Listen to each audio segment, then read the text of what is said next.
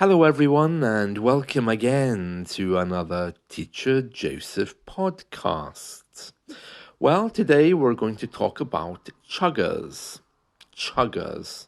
A chugger is someone who stops you in the street and asks for your bank details. It's perfectly legal. They're from particular charities and they are asking you for your bank details so that you can support them. It's usually crazy charities like elephants with one legs, dogs with no ears, gay whales. It's something really peculiar. And of course, they're looking for regular donations. They're usually very, very friendly, but that would be because they're often from universities, and for some reason, they're usually, but not always, students who've been studying drama or acting classes. So they know exactly how to behave in order to get your sympathy. The problem is, they usually begin with, "Hi, how are you today?" And if you give them even a second, they will immediately start this story about gay whales or gay penguins or dogs with no ears. And they're looking immediately for your phone number and for your bank account details. There's a few ways to get rid of them. One way is you simply tell them, "I don't have a UK bank account." Sorry, that works. If you say that to them, they usually vanish within seconds because they can only take bank details of UK-based people. So that's one thing you could do. Another thing you can do is you can just put your hand up and say no thank you and keep walking. But the moment you make eye contact and they start talking to you, it's kind of deadly because they don't shut up. You know, British culture, many people are so polite, and we have many old people who are very lonely, who enjoy the attention for a few moments. But all they want is your bank details, so it's better not to entertain them. And these chuggers come in all shapes and sizes for all kinds of charities. If you offer them a donation, like £1 or £2, they'll say no because they actually want your bank details. They're looking for regular donations. They're not interested in taking £1 from you or £10. They really just want your bank information. So that's a chugger. The word chugger was English slang, but now it's mainstream, and is composed of two words. One, the first part, che, for charity, and the second part, mugger. You know, the people who steal your money. So charity and mugger creates the word chugger. These people aren't allowed to knock on your door to ask for bank details, okay? So they can only stop you in the streets. If they do knock on your door, they immediately have to connect you on the telephone with their boss, who explains to you that it's not their usual practice, but for some reason, you know, they've decided to knock on your door. Is it okay? So there's a procedure for that. Chuggers are very annoying. But you know, on the other hand, there's many UK people who don't give money to charity. So they'll stop and give their details to a chugger because it's perfectly legal. I mean, it is legitimate.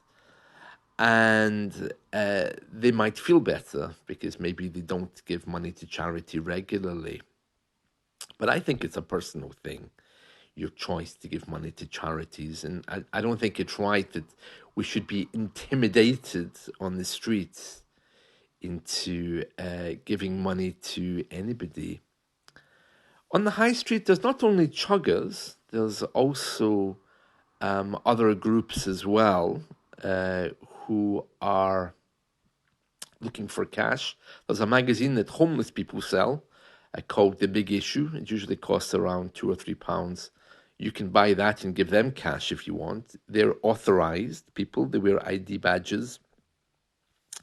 About beggars, the people who sit and ask for cash outside the supermarket or ATM, there isn't really any reason why anyone would be homeless these days. I mean, of course, it does happen. Sometimes people do fall on hard times, but everyone gets money from the government. So when you see people sitting outside the supermarkets asking for cash, be very careful because usually, but not always, it's something fraudulent. They could be drug addicts. It looks like they have no legs, but on closer inspection, you find that their legs are tucked up behind them, especially around London. There's gangs of homeless people. But getting back to chuggers, um, yeah, it's a very interesting thing, and I'm a bit unclear on why they're still around. I mean, I would have thought that COVID would have put an end to that kind of thing. But yeah, if you have a UK telephone, a mobile number, I know that I recently changed my number recently because it's just call after call of fraudulent people, criminals, telling me my computer's broken, how I have to log in. And of course, they take control of my computer, or they claim that they're from the post office and they have a package for me. So, yeah, you need to be very careful in giving your details to anyone because you don't know what they're doing with them. I'm sure with chuggers, bank details are quite safe. I'm not sure about telephone numbers though. They do give you leaflets and lots of information to show how genuine they are. But yeah, I'm always very wary now of giving my telephone number to anyone because I get so many fake calls most of the time. My mobile is actually switched off to receiving calls. Once you give these details to chuggers, you will immediately start getting calls from them. Oh, thank you so much for giving your time and money to the gay whales or the one legged penguins. People like you, help us a great deal. And then you get regular calls from them asking to increase your donations. It really is a hassle. So, although chuggers are legitimate, and although I'm talking about them in the same story as criminals and everything else, I'd be very wary, of giving my details to these people because it just means unnecessary correspondence. But if you're in the UK on holiday, they won't be interested because they can only take UK bank details anyway.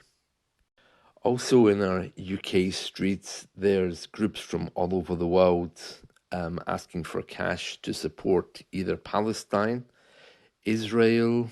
Other ones that I've seen in the UK streets are asking for money for particular groups which have been persecuted. I was walking in the streets recently, and there was a group of Asian people from Falun Gong trying to tell me that they're heavily persecuted.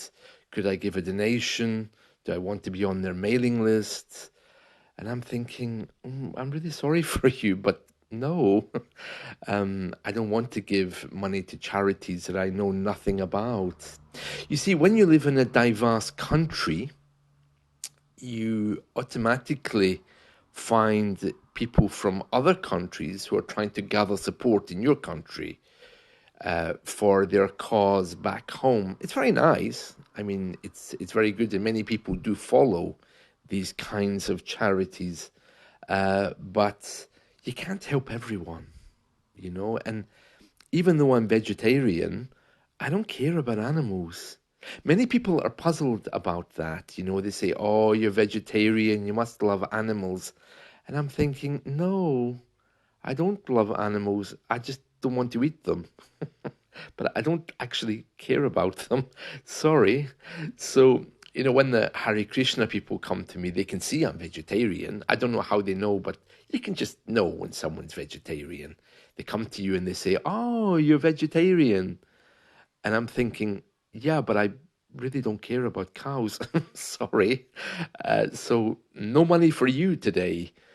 Uh, yeah, so we have everyone from every perceivable, conceivable nationality that you can ever imagine somewhere on our high streets who are very happy just to take your cash. So it's something to think about, you know. There's always someone waiting to take your money, regardless of what your views, ethical views, or traditional views are on a particular thing. And if you really, really want to give your money to somebody, then just log on, put in the word charity, and you'll see dozens and dozens of charities. They're all regulated by the Charity Commission here. So it's perfectly fine, you know, if you're registered with that body to ask for money. But yeah, it's something which I don't like in UK society. So that's it. That's the story of chuggers, charities and muggers, a slang word that's found its way into mainstream English. So if you're in the UK, yeah, be careful because there's always people there just waiting to ask you to sign up for something. All right, then. I hope you're all well. I'll see you all again soon. Take care. Have a wonderful day. Bye.